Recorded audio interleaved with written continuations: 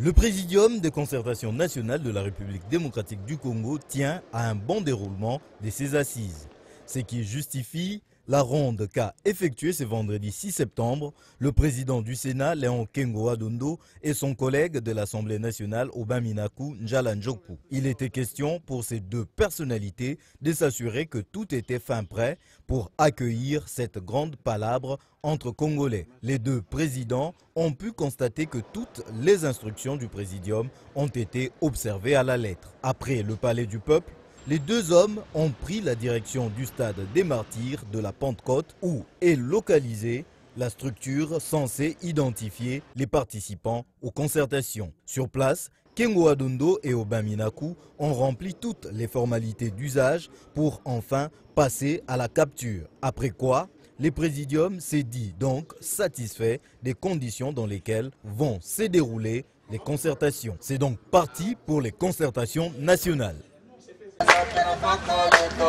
Une forte délégation de la Fédération nationale des associations de personnes vivant avec handicap du Congo, FENAFACO, s'est rendue ce vendredi 6 septembre 2013 dans la commune de Nsele à l'occasion de la 12e tribune nationale de personnes vivant avec handicap de la République démocratique du Congo. Il était question de vulgariser la Convention internationale portant sur la protection de la personne vivant avec handicap auprès des membres de l'association deux handicapés, moteurs, utiles et consolés. Le coordonnateur national de la FENAFACO explique. Nous sommes venus vulgariser les orientations, les grandes orientations plutôt de la Convention des Nations Unies relative aux droits des personnes avec handicap.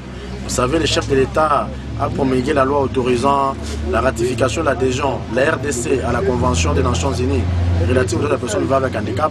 Il ne faut pas seulement se limiter là, mais il faut expliquer aux personnes vivant avec handicap les grandes orientations de cette convention internationale, raison pour laquelle nous sommes retrouvés aussi dans la commune de Nsele.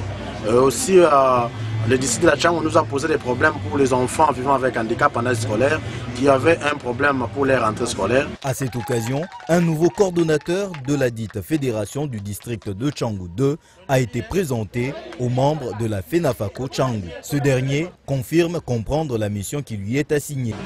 C'est un travail qu'on m'a donné pour faire preuve de ma serviabilité dans la carrière des personnes vivant avec handicap. Donc je vais m'engager corps et âme à rendre service, à répondre aux besoins qui sont à mon niveau pour satisfaire les besoins des personnes vivant avec handicap. Profitant de son passage dans cette partie de la ville de Kinshasa, le coordonnateur de la FENAFACO, Patrick Pindu Dilusanga, a remis des kits scolaires aux élèves vivant avec handicap et de vivres pour les membres de l'AMO.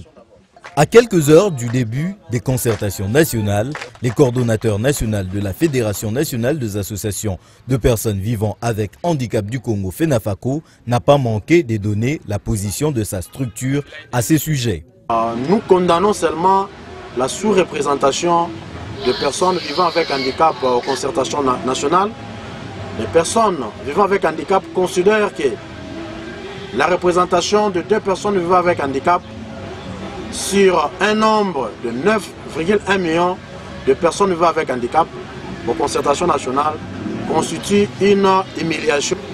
C'est pourquoi nous continuons à en appeler à l'arbitrage du bureau des présidiums de concertation nationale pour qu'un quota élevé soit accordé aux personnes vivant avec handicap aux travaux des concertations nationales, parce que notre souhait est de pouvoir déposer un cahier de charges efficace qui va répondre à tous les vrais problèmes des personnes vivant avec handicap. Maître Patrick Pindu Dilusanga souhaiterait que ce dialogue soit une piste de solution à de nombreux problèmes des Congolais et particulièrement à ceux de personnes vivant avec handicap. Le mouvement du 23 mars M23 ne sera pas présent à Kinshasa pour les concertations nationales.